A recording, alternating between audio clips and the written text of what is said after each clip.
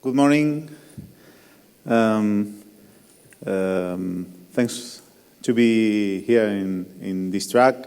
We are going to talk about HTTP stick transport security, well, something that I have discovered. My name is Jose, and I have been working in the security industry for the last 10 years, mainly in a penetration testing role, and well, some years ago in other different fields. I'm quite involved with the SANS Institute as well. I'm a community instructor for the penetration testing courses. And well, those are my Twitter account and my personal blog, just in case you would like to follow me. I strongly recommend you to follow. If you want to choose one, I recommend you to follow my Twitter, because my blog is almost 100% written in Spanish. So if you can read Spanish, probably you are going to prefer to follow my Twitter. That is 90% written in English. So, first of all, I would like to point out that well, we are going to talk today about some technique that I have been testing, but well, this is not a silver bullet. It's not a vulnerability that you can use to own the whole internet, but it's still interesting, and in the certain circumstances you can use them in order to bypass the HTTP stick transport security. So what I have found with my research is what I would like to share with you. So let's go. This is the roadmap of the SPIC. Probably, well, some parts of the roadmap are hidden because it's a surprise. And well, I would like to make a brief review of some different techniques that people have used in the past for bypassing, well, SSL, because I know that probably most of you are security experts, but I prefer to just spend 3 minutes in this part, and because if there are people that are not experts in this field, it's going to be useful to set the context of that we are going to talk about. So probably the oldest one is to use a self-signed certificate. This is well, a technique that is really quick and dirty, and a warning message is shown. So, but users usually accept it. I have been doing penetration testing services for the last 10 years, and still today I'm surprised at how many people just click accept. So it's a useful bypassing technique still today. We have seen attacks against PKI in different ways. Certification authorities that has been compromised, and well, other collisions in the signature of the certificates, and other kind of attacks that are other way to attack the SSL. We have seen some design weaknesses, and those one, well, it's the first time that I saw those techniques, especially crime, breach, that made me recall the film, the second part of Terminator 2. Have you seen the second part of Terminator 2? The John Connor is hacking an ATM and is getting digit by digit the PIN. And this is something that when I saw the film, I thought it never happens. You need the whole war in order to try the whole war once and another time and the next war. And you can find a password character by character. And this is like hacking like in the movies, right? And well, some cool techniques. I think this was the year of the weaknesses in implementation weaknesses in SSL. You know, the Heartbleed and the Apple Go to Fail, also known as the Apple developer that thought he was coding Python. And the kind of attacks that we are going to focus today is the stripping attacks. It's completely different. It's a completely different approach than the other ones. The other ones, for example, the design and implementation that we have seen, the key point is to break the encryption.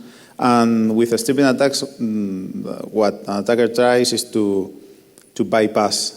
Not to allow to an encrypted channel. So, how it works?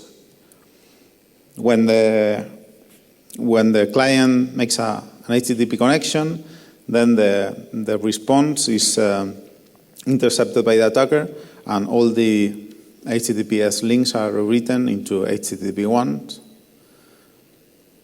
There are only other changes. For example, in the cookies properties and so on. But the goal is to keep the user using HTTP.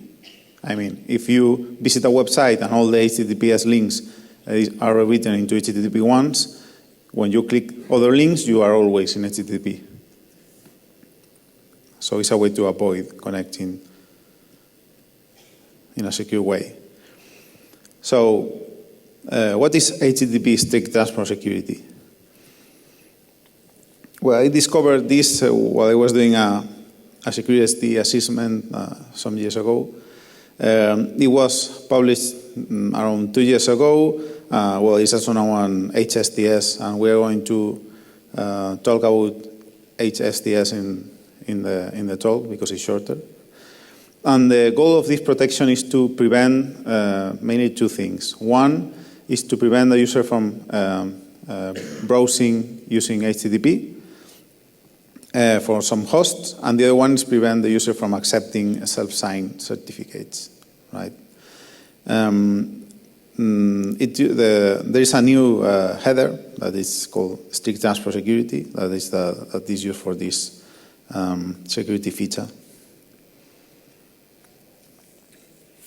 But who uses HSTS? Well, at first sight, you see a statistic like that and say, well, you have been researching about a security feature that nobody uses, right? And say, well, if you look, it's true that if you look at the Alexa list, for example, most web servers don't use this protection. And even, well, I had a quick look on the well, I'm from Spain, and I looked so the banks in Spain that are companies that should be as well protected as possible, and they don't use it. But so you can think, well, who cares about strict transport security if nobody uses it? Well, the point is that just a few servers web servers in the internet use strict transport security, but the key service and software providers in the internet use this protection. So it's now it's a bit more interesting, right?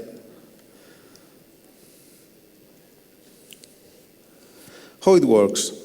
Well, it's pretty easy. When there's a HTTPS connection, the client makes a request. The server responds with the header, strict transport security, and, well, some parameters. One of the parameters says that what amount of time the browser should force the user to browse in HTTPS.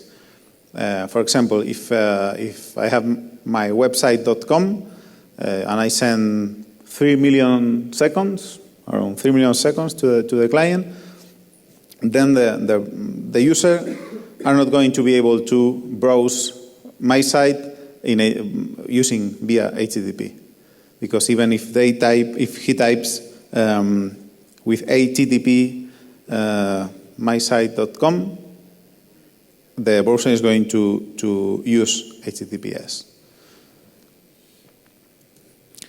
But of course, well, there are two main parameters: max age, that is the amount of seconds that the policy is going to be enabled. We have a special value that is max age 0. That means that the policy should be deleted. Of course, a browser only accepts this header if we are requesting if the request is via HTTPS. And well, max age is mandatory, and there is another optional parameter that is include subdomains. That if it's present, it means that.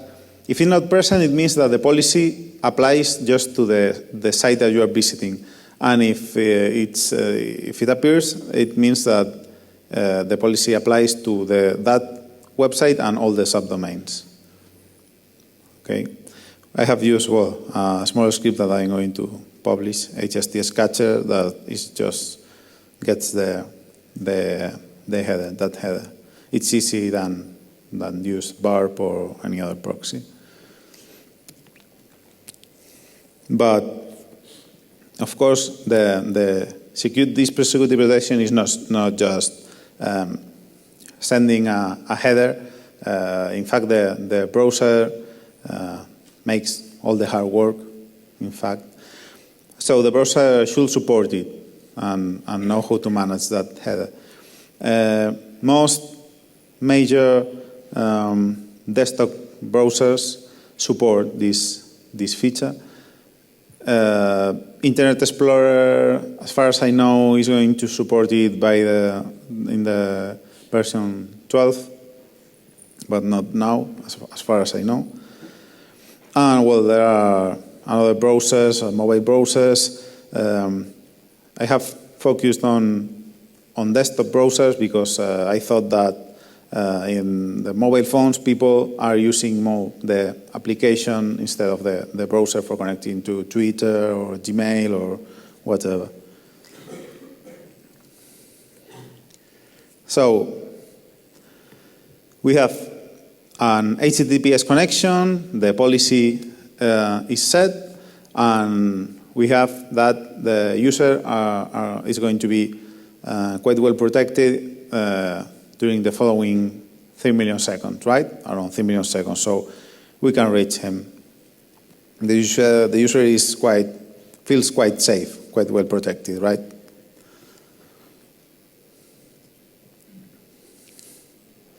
But there is even another security feature in the strict transport security.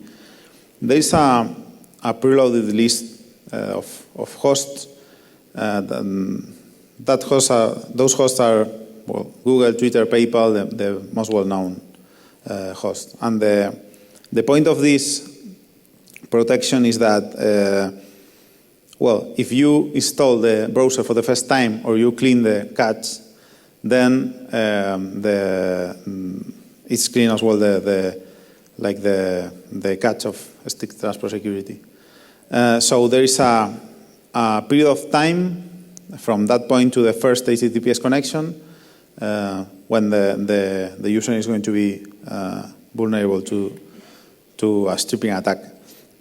So preloaded HSTS is the answer of browsers such as Firefox or Chrome to that threat. So we know now how HSTS works. So let's see some weaknesses or the weakness that I have found. Well, there are some others. One of them is to use a low value. When I was seeing, I don't know if you paid attention to that slide, the max age of PayPal, it's quite low. So if it's 14,000 or something like that seconds,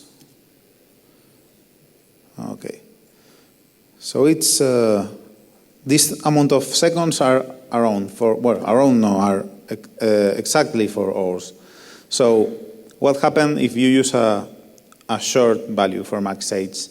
It means that if a user visits PayPal and is not visiting PayPal in the following 4 hours, the next connection is not going to be protected by this feature. So at night time, well, if you leave your office in the afternoon and then when you arrive in the morning, you are vulnerable to stripping attacks. Well, even even in a Spanish lunchtime is not enough time, but in night time is enough for attacking. So you don't need another bypass. You just need to wait to the following day. There is another technique. This guy is called Leonardo Mbe. He's an old friend and an old workmate. And he presented at Black Hat Asia a few months ago a technique that, well, you know that the protection is based on the name of the host. So what he did was to look for a host name. For example, in his demo, he used Google because the mail.google.com is protected by HSTS, but the main Google website is not. So what he did was to slightly change the name of the links in the main website in Google. For example, if you are going to be redirected to accounts.google.com, he changed the name to accounts with 3 C's instead of 2. And this is a completely different host. The user probably is seeing the same in the browser, but it's a completely different host and it's not protected by HSTS. So this was a technique that he used. So this is not, there are just a couple of examples, but the technique that we are going to focus on is different. And this is something this is what I was seeing while I was researching that. Sometimes you are too close to the problem and you see the wall and try to see a hole in the wall and there isn't any hole in the wall and you don't know what to do. But sometimes it helps if you just step back, because sometimes when you step back there is a door and you are a picklock master, so you have the knowledge to do some things with that. And that's what happened with this vulnerability. So our situation, the Waldo is feeling quite safe behind the wall and we can reach him, right? But what happened if we had a time machine and we could get in the time machine, both our target and us, and go to the future far enough far enough than that 3 million seconds, right? The HSTS catch will expire, right? So it's easy. We just need a time machine. Okay. So if we have that time machine,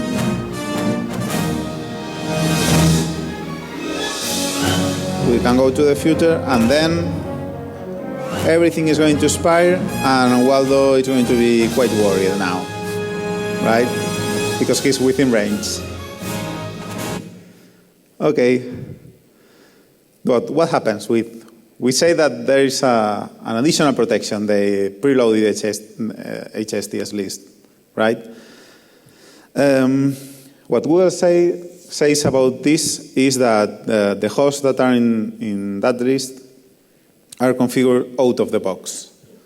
But they don't specify exactly how it works or any other details. Just say that. They just did that. Firefox says, more or less the same, says that HSTS, those hosts are HSTS enforced by default. So when I read this for the first time, what I thought was this is like similar to like a certificate pinning, right? It's everything. It's going to be protected. Those hosts are going to be protected forever because it's like hard code, right? Even if when I talked to people about the max age time, what they told me was that the same as Firefox. It's not a worry for, it's not a problem for them to use a low value because Payball is in the preloaded list, so it's enforced by default, and that value doesn't matter, right? Well, they told me another thing that I don't understand very well. As a security feature, that every page in the paypal.com domain is rendered over HTTPS. I don't know if there's any problem to make a bridge between HTTP and HTTPS. But the real truth is that the preloaded HSTS lists are preloaded, not static. It sounds the same, but it's an important difference there. When a host is configured in the HSTS list, there is a default value that is loaded in the cache, but that value is going to be updated and is going to be outdated in the same way that a dynamic one, right? It's exactly the same.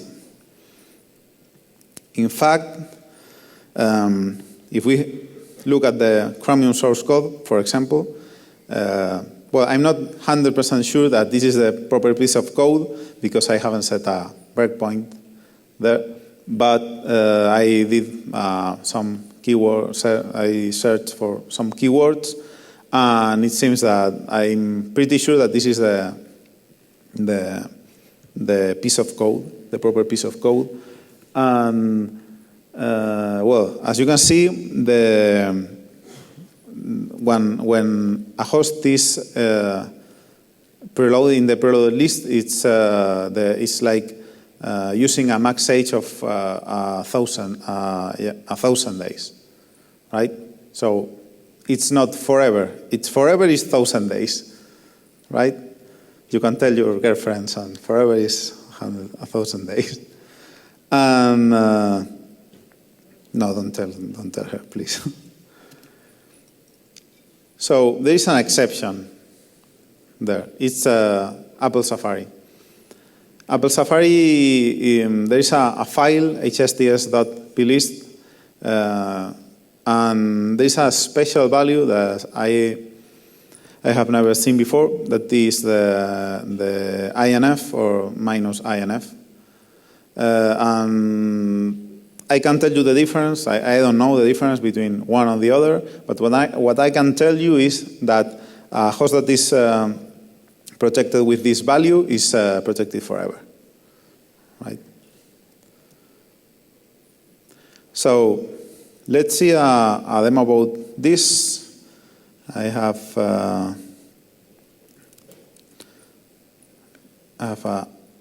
an Ubuntu box here. Okay, I don't know if, yeah, well, more or less.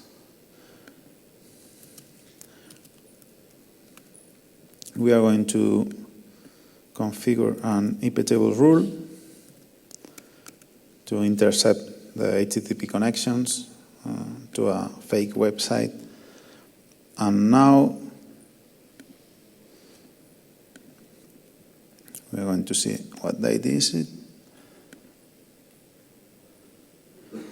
We are going to visit a website, google.com, for example.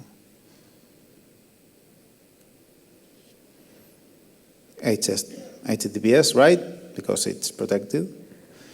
And now we are going to do something. We are going to do a test, and we are going to change the time 3 years in the future, right? No, 3 years in the future. Okay. And now let's see what happens. This is a high-risk demo because I'm using the internet, so if not. Okay, have you seen the difference? What? The difference has gone. Okay, can you see the difference? Now we are browsing HTTP. The HSTS protection has expired, right? We're going to see another demo later. So, well, but this is really useful because I have access to the desktop. So if you can change my clock in this way, HSTS is the less that I'm worried about. But could we do something like that across the network? Yeah, because almost all the computers, all the desktop computers nowadays use NTP for time synchronization. So the protocol supports some kind of authentication, but it's not used by default in most major operating systems. So it's easy to how it works when your laptop is saying, "Hey, it's that time," and the server is answering with a current date or well, right? So this is the packet. We have different fields, right? And well, there are two kinds of dates: 32 bits and 64 bits. First half for second half for fractions. Just information about NTP. Here you have an example. The packets for request and response are the same, but there are some fields that only the server is going to pay attention, and other that are going to pay attention the server. So what the man-in-the-middle attack will be, when the victim asks for requests a time synchronization, we are going to answer with a far different date. For example, that one, right?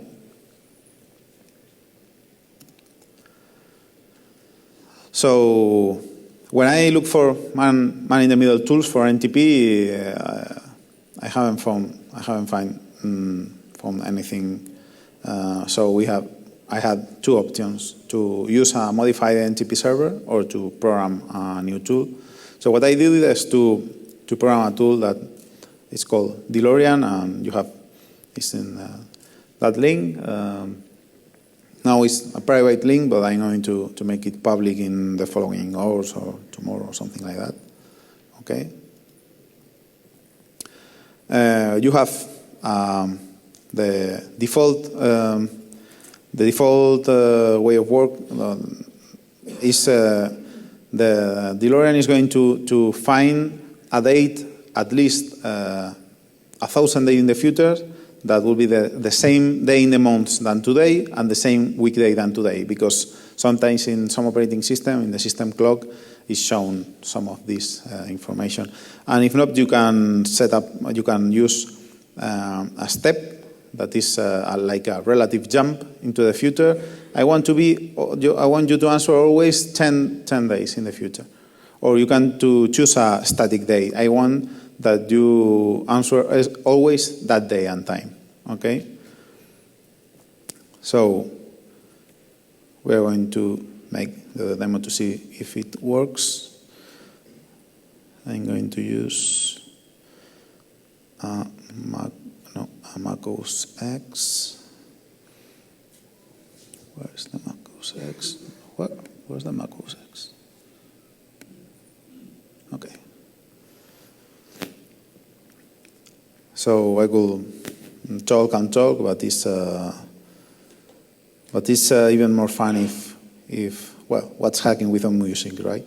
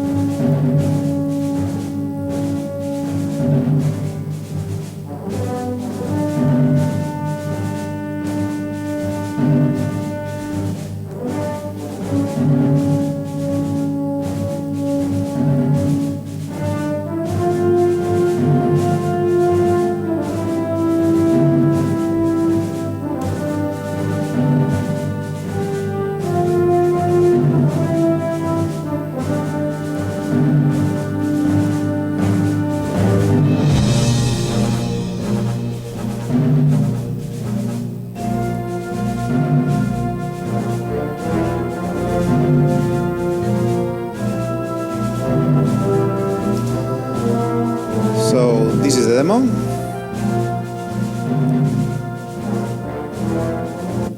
So it seems that it works, right?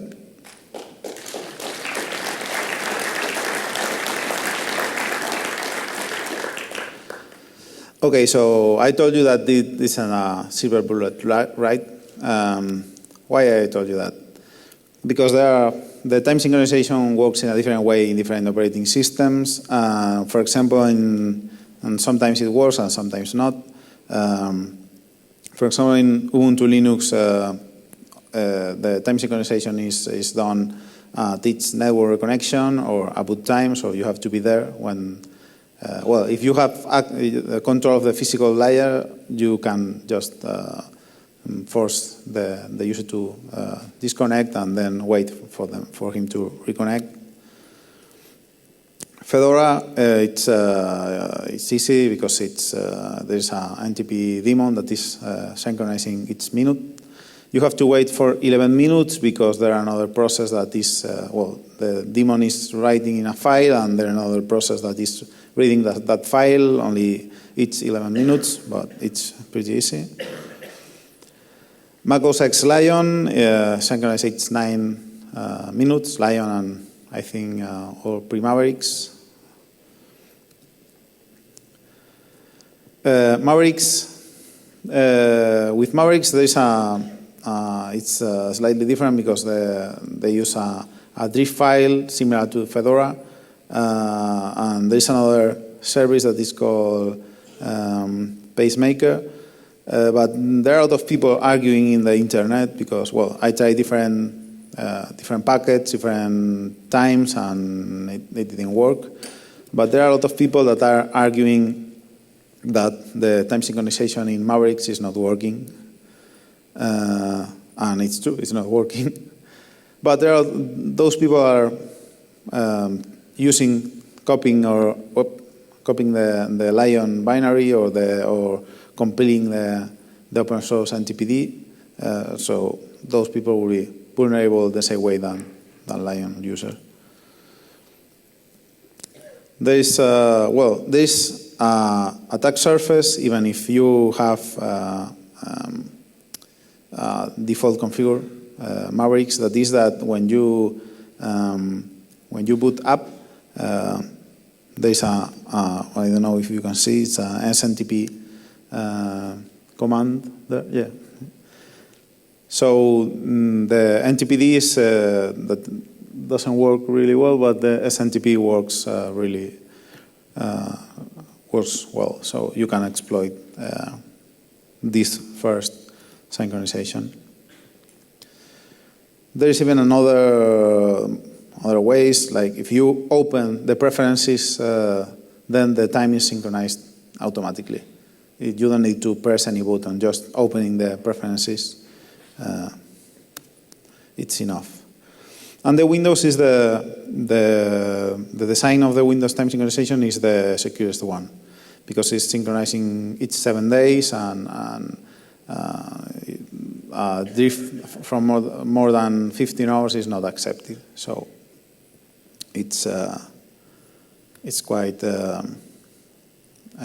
well protected. No, we have the W32 time service. That is the service that is configured to synchronize the time, and that amount of time, 15 hours, is well, it's not a hardcode value. It's in the registry in max post phase corrector and max phase correction, and it can change in different situations. For example, in servers are 48 hours, right? In older servers can be even hexadecimal FFFFF, and that means that there isn't any protection with that.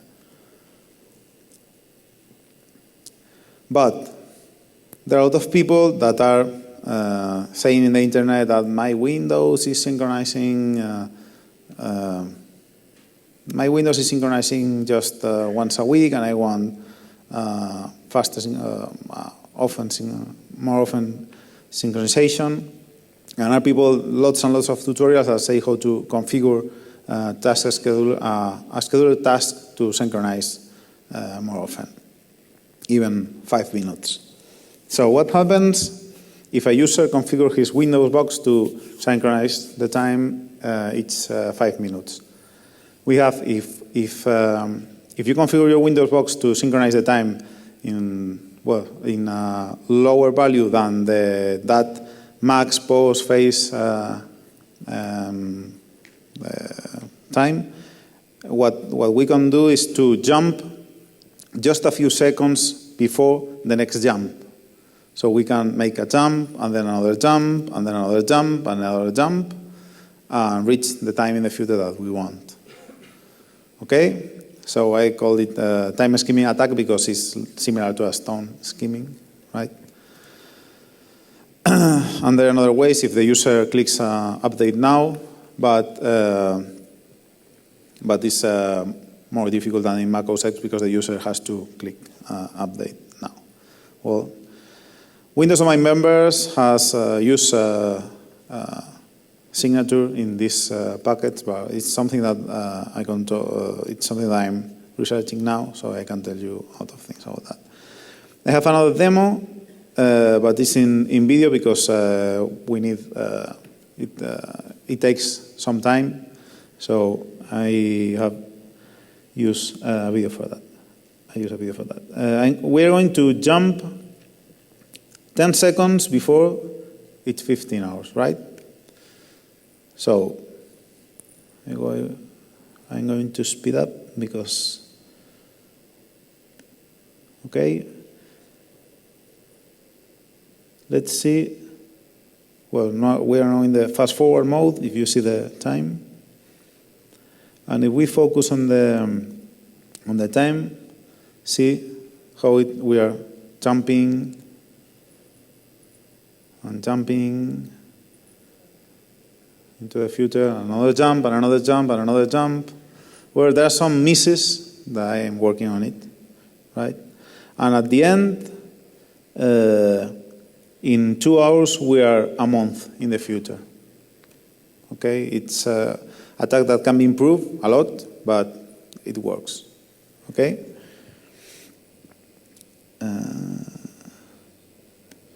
So,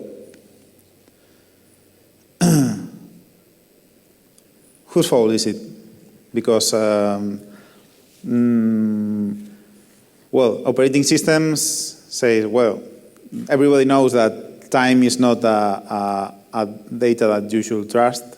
So, and it's not an issue for us. So, if you, as an application developer, you want to trust it, it's your problem, right?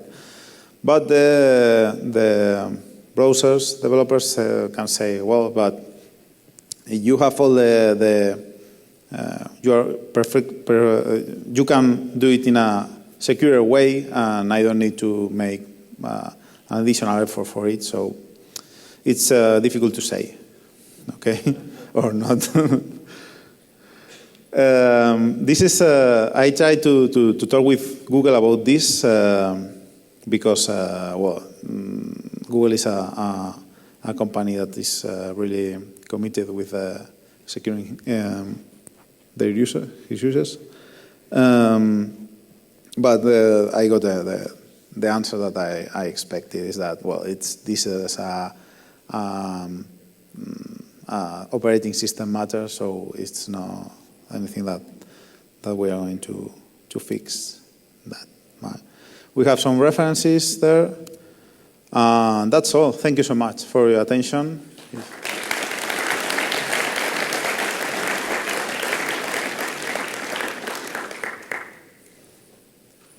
Any question?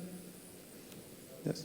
Yeah. What would you propose? Like, should we all use NTP through SSL, but then we have to trust the server? What's the solution? The solution? Is secure NTP through SSL the solution, and how usable is this? Like, can the normal NTP daemon doesn't support SSL? Or yeah. Well, I haven't gone in depth in the option to secure the NTP. There are, well, to have a max value of the time synchronization jump as Windows does is fine. And of course, there are in the protocol itself you have the signature that makes or should make more difficult to change the time, and there are other protections. I think, well, there are a lot of things that you can do to make the time synchronization secure. But I can tell you the 4 kind of protection because I haven't gone in depth in the protections. Any other question? If I understood you correctly, then the main problem is that it's just 1,000 days that is programmed in the code. Yeah. Why not simply set it to unlimited and then?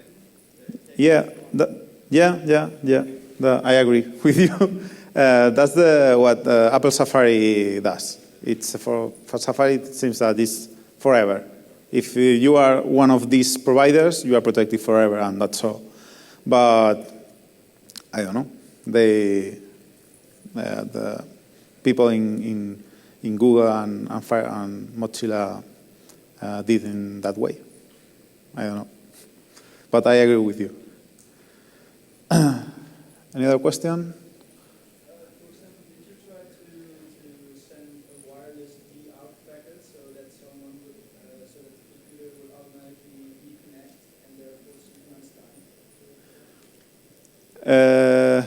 Well, I did. I tried to with my. Well, I tried with my Ubuntu, my virtual Ubuntu, from the VMware to disconnect and then reconnect, and it works. I have. What? No, not with Windows. With Windows, if you reconnect, it's once a week. No, there's no other way. Another question? No? I have a remark that there's this new standard for public key pinning, and it